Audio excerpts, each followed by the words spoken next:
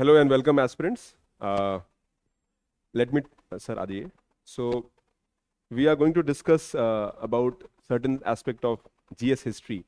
Or GS history, में we have the veteran of the history field. Sir will be Vineet Pushpak sir, जो है history जो है almost 16 years से पढ़ा रहे हैं. History optional भी he takes here. And at Edge we are trying to make sure जो uncertain areas हैं उस पर हम अच्छे से discussion करें. Similar will be doing for polity economy के लिए भी, but आज history का area है. Also we have Sanjeev sir who is the head of the test series program प्रयास 1.0. सर का भी हिस्ट्री एक बहुत स्ट्रॉन्ग स्पेशलाइजेशन एरिया है बिकॉज हिस्ट्री ऑलमोस्ट 20% प्रीलिम्स के एरियाज को कवर करता है.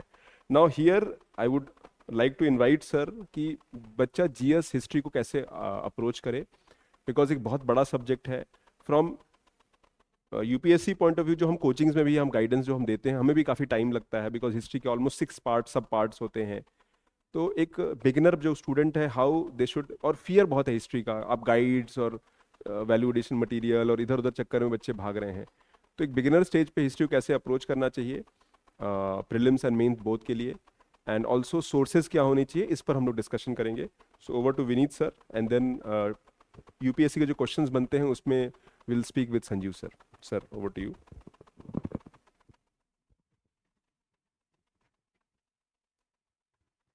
Thank you, sir. This year also we have seen that 16 questions came from you can say history, GS history, and maximum questions they were directly from NCERT, old NCERT and new NCERT. The problem is there that the old NCERT is having a very great stuff. The new NCERT material is not that much like meaningful or very, they are not having that much great stuff. But the questions are coming from new NCERT. But to cover history part, you have to also focus on old NCERT. So that's why both are complementing each other. Therefore, first you should try to understand the basics from old NCERT, and then the factual information, which are the new facts which are not incorporated in old NCERT, that has to be taken from new NCERT. So if you are going with these two books, old NCERT and new NCERT for history section, that will be more than enough, and no other any material would be needed. So no value addition is required for that, and please don't go for coaching materials and the materials who are coming, like bombardment of materials are there which are not required for your preparation. They are just basically making deviation, and that's why that would be creating problem for you. So stick to old NCERT and new NCERT, and that will be more than sufficient for you. हाँ, तो हम लोग ये कह रहे हैं कि देखिए, अक्सर हम लोग बात करते हैं, और मैं तो बहुत पहले से ही अपने छात्रों को बोलता हूं कि सरकार में जाना है तो सरकार की किताबें पढ़नी है, अर्थात सरकार के मटेरियल्स के साथ अगर अपने आप को आप एसोसिएट करते हैं तो निश्चित रूप से आपका सिलेक्शन होगा. उसके अलावा आप गाइड से और कोचिंग के मटेरियल्स को लेकर इधर उधर भागते हैं या दुनिया भर के वीडियोज पढ़े हैं उसके चक्कर में आप पढ़ते हैं, तो शायद उतना वो मीनिंगफुल नहीं होगा, क्योंकि बहुत कम ऐसे टीचर्स हैं जो जेन्युइन टीचर्स हैं और they are making videos. Otherwise maximum जो होते हैं जो यूट्यूबर्स होते हैं, आप देखते हैं उनका एग्ज़ाम पॉइंट ऑफ व्यू से बहुत कम ही वो बात करते हैं. तो आपको अगर आप यूज कर भी रहे हैं यूट्यूब से वीडियो, तो आप देखिए कि कौन से टीचर्स हैं जो मतलब टू द पॉइंट बात करते हैं या एग्ज़ाम पॉइंट ऑफ व्यू से बात करते हैं, तो वो सारी चीज़ें आपको मदद करेंगी. लेकिन वीडियो के साथ साथ सबसे जो इम्पोर्टेंट चीज़ है कि आपका जो फाउंडेशन है वो तभी अच्छी तरह से बन पाएगा जब आप ओरिजिनल टेक्स्ट यानी कि सरकारी किताबों पे अच्छी तरह से काम करेंगे. अगर आपने सरकारी जी, और ओल्ड एनसीईआरटी जैसे आप जानते हैं रामचरण शर्मा जी हैं, जो कि ओल्ड एनसीईआरटी में एंशिएंट हिस्ट्री जिन्होंने लिखा है, सतीश हाँ R S Sharma, Ramcharan Sharma and Satish Chandra वो मेडिवल हिस्ट्री उन्होंने लिखा है old NCERT, and Bipin Chandra old NCERT modern history. तो ये 3 किताबें हैं, और उसको आप साथ साथ जो नए एनसीईआरटीज हैं उनके साथ अगर कंप्लीमेंट करके पढ़ते हैं तो आसानी से आप प्रीलिम्स भी कर पाएंगे, और मेंस का मैक्सिमम जो पार्ट है वो सारे इसमें कवर हो जाएंगे. जो मटेरियल मार्केट के मटेरियल और गाइड्स हैं सर वो कट कॉपी पेस्ट है? बिल्कुल कट कॉपी पेस्ट होते हैं, और मैं तो शुरू से ही इसका मतलब पुरजोर विरोध करता रहा हूँ, ठीक है. चूँकि मार्केट्स के और कमर्शियल इंस्टीट्यूशंस के अपने कैलकुलेशंस होते हैं, उन्हें अपनी चीज़ों को आगे बढ़ाना होता है, तो इसलिए बच्चों को गुमराह करते हैं। और यहाँ पे एज आईएएस पे तो सर आप देखते ही हैं, यहाँ पे जितनी भी फैकल्टीज़ हैं, मतलब हम लोग पब्लिकली प्लेटफॉर्म से बच्चों को बोलते हैं कि आप एनसीईआरटी पढ़िए, ओरिजिनल बुक्स पे काम करिए, क्योंकि गाइड आदि और मटेरियल्स आदि क्या है कि आपको आपको लगेगा कि आप तैयारी कर रहे हैं, लेकिन एक्चुअली में आप तैयारी नहीं कर रहे होते हैं। और इस बात का एहसास तब होता है जब बहुत देर हो चुकी होती है, 4-5 साल, 6 साल, 8 साल के बाद ये सब पता चलता है। तो जो मैच्योर बच्चे होते हैं या जिनके पेरेंट्स थोड़े मैच्योर होते हैं, इन सब बातों पर ध्यान देते हैं कि उनके जो बच्चे हैं वो कहीं कमर्शियल इंस्टीट्यूशंस के मतलब ट्रैप में तो नहीं उलझ गए हैं। और इसलिए एक बार फिर से मैं कहूँगा कि अगर आप ओरिजिनल बुक्स पे काम करेंगे तो निश्चित रूप से आपका चयन होगा यूपीएससी में। हाँ, ये हो सकता है 1 साल ना हो के दूसरे साल हो, तीसरे साल, लेकिन अगर आप ओरिजिनल बुक्स पे काम नहीं करेंगे और आप गाइड पढ़ेंगे, कोचिंग के मटेरियल्स पढ़ेंगे, या आजकल आप देख रहे हैं बहुत छोटे छोटे कोर्सेज दुनिया भर के इंस्टीट्यूशन बेच रहे हैं, ठीक है। बहुत सारे ऐसे ऐसे भी लोग यहाँ मतलब काम कर रहे हैं जो आपको देखते हैं कि रात भर पढ़ते हैं और फिर दिन में वीडियो बना के और उस तरह से काम कर रहे हैं। तो उस तरह की चीज़ों में अगर आप उलझेंगे तो निश्चित रूप से लाइक आपका करियर आज नहीं तो कल समाप्त हो जाएगा, और तब आपको बहुत एहसास हो। अप्रोच के आ रहे हैं क्वेश्चंस, और फ्यूचर में एनालिटिकल क्वेश्चन निश्चित रूप से एनालिटिकल क्वेश्चंस होते हैं, और इसलिए आप देखते हैं कि जनरली साइंस के बच्चे अच्छा कर जाते हैं, क्योंकि वो समझते हैं कि किस चीज़ को कैसे एनालिसिस करना है, किस चीज़ को। और हिस्ट्री इज ऑल अबाउट, मैं तो कहता हूँ कि हिस्ट्री तो एक तरह से पूरा का पूरा मैथमेटिक्स है। और इसलिए जो साइंस बैकग्राउंड के बच्चे होते हैं वो उनके पढ़ने का बिल्कुल तरीका अलग हो जाता है हिस्ट्री का, और इसलिए वो आप देखते हैं हिस्ट्री ऑप्शनल में वही बच्चे ज़्यादा बेहतर कर पाते हैं। तो फैक्ट, जहाँ तक फैक्ट और फिगर की बात है, हिस्ट्री को ऐसे भी बदनाम कर दिया गया है कि हिस्ट्री केवल रटने का चीज़ है। हिस्ट्री रटने का चीज़ नहीं है, और history is not about a story. History का मतलब ही हुआ कि जो उसका जेस्ट है, इस स्टोरी के कुछ जेस्ट होते हैं, like you have to focus on that, the important dimensions are to be covered, not the fact and figures. और जहाँ तक फैक्चुअल इन्फॉर्मेशन की बात है, तो फैक्चुअल इन्फॉर्मेशन उतना ही तैयार करना है जितना आपके एनसीईआरटी बुक्स में है। अगर आप सारे फैक्ट्स एनसीईआरटी में जो दिए हैं उसको बहुत अच्छे से उस पर आप काम कर लेते हैं, उसके अलावा एक क्वेश्चन आपको बाहर से करने की जरूरत नहीं होती है, क्योंकि आपको 60% या 55% ही लाकर आपको क्वालिफाई करना होता है, न कि 100 में 100 क्वेश्चंस का जवाब देना होता है। सो इसलिए कॉन्सेप्चुअल क्लैरिटी बहुत ज़रूरी है, और उसके साथ साथ जो इंपॉर्टेंट फैक्ट्स हैं, फैक्चुअल इन्फॉर्मेशंस हैं जो ओल्ड एनसीईआरटी और न्यू एनसीईआरटी में है, उसके अलावा आपको कहीं भी जाने की जरूरत नहीं होती है।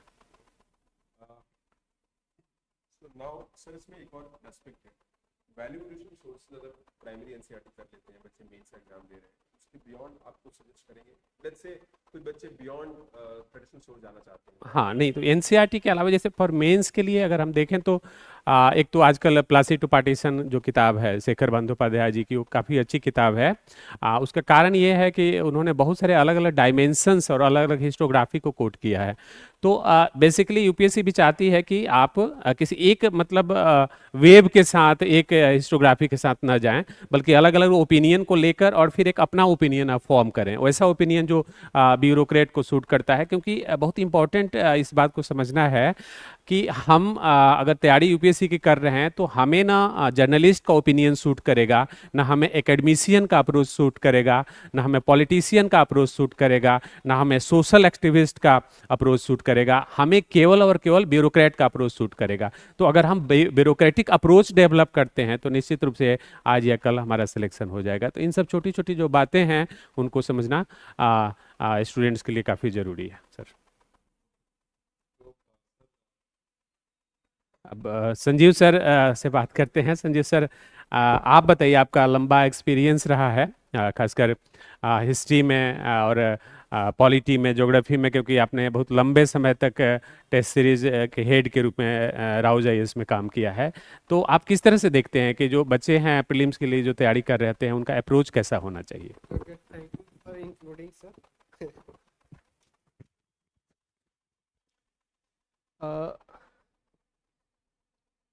मुझे जो यूपीएससी का जो क्वेश्चन पैटर्न है, यूपीएससी प्रीलिम्स का भी क्वेश्चन और सब्जेक्टिव क्वेश्चन दोनों पूछती है, और प्रीलिम्स का भी क्वेश्चन सब्जेक्टिव ही होता है।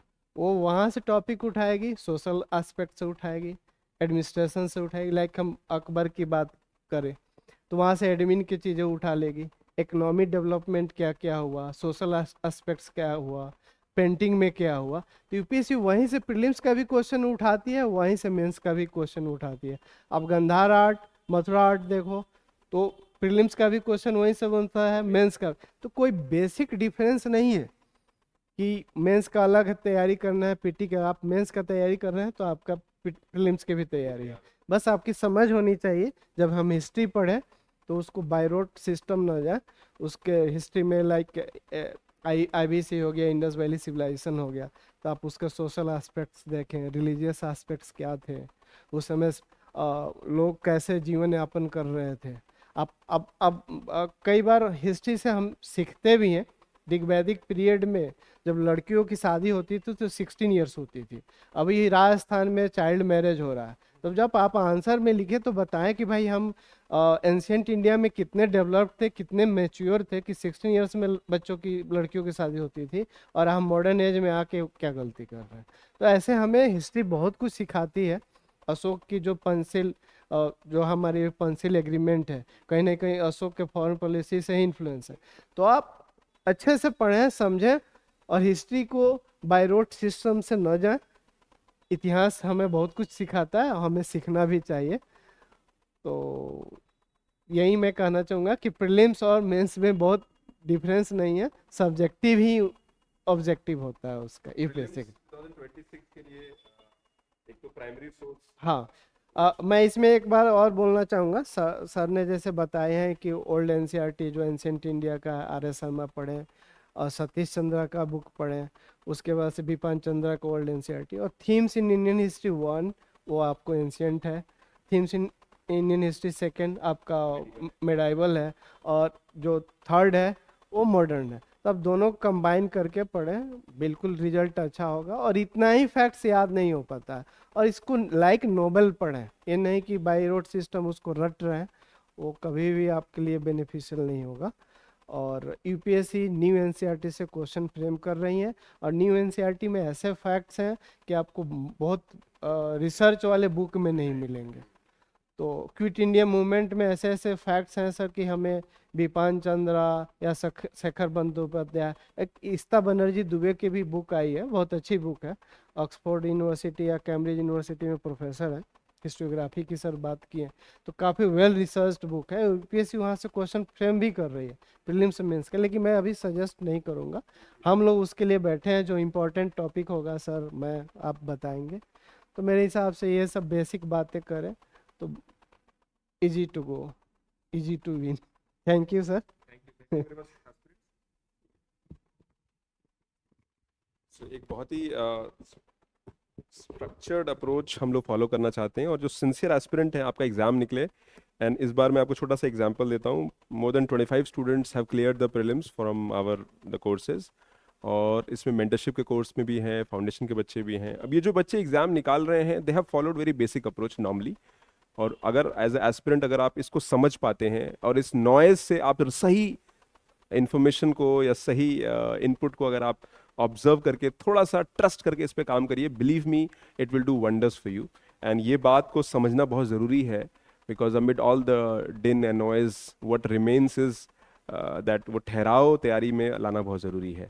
हमारा उद्देश्य एज की टीम का, हम लोग का यही है कि हम बच्चों के साथ एक पर्सनली कनेक्ट करें, एक 1-to-1 इंटरेक्शन हो, एक सीरियस बच्चा इस जर्नी को ट्रेवर्स करे, और उसकी जर्नी का जो प्रोसेस है वो लिमिटेड अप्रोच से हो, एंड डिफाइंड हो, और टाइम ड्यूरेशन डिफाइंड हो। ये 5 ईयर और 7 ईयर प्लान नहीं है, ये एक 2 ईयर 3 ईयर प्लान होना चाहिए। इकॉनमी पढ़ाता हूँ मैं, उसमें हम लोग medium term and short term and long term plan की बात करते हैं। तो short term is 1 year, medium is 2 to 3 years, and long term is 5 to 7 years. तो जर्नी को आप शॉर्ट टू मीडियम टर्म में तैयारी करिए, and believe me it works, because हम लोग उस प्रोसेस से गए हैं, एंड वी अंडरस्टैंड कि क्या क्या चैलेंजेस एक एस्पिरेंट फेस कर रहा है। आजकल के जो नए टीचर्स एंड मेंटर्स हैं, उनके अंदर वो ठहराव और वो विश्वास नहीं है प्रोसेस के प्रति, बिकॉज सब लोग शॉर्टकट ढूंढ रहे हैं। Believe me the things do not work that way. ठीक है, तो शॉर्टकट नहीं है, हम एक रियल प्रोसेस की बात कर रहे हैं। And thank you for watching the video. Be regular on the channel for your regular preparation updates. हम रेगुलरली वीडियो डालते रहेंगे प्रिपरेशन स्ट्रैटेजी को लेके, और आपने देखा होगा पिछले कई वीडियोस में हमारे फैकल्टीज़ के वीडियोस भी हैं that will help you to understand the quality teaching that we are doing. Okay, thank you very much, take care, God bless you.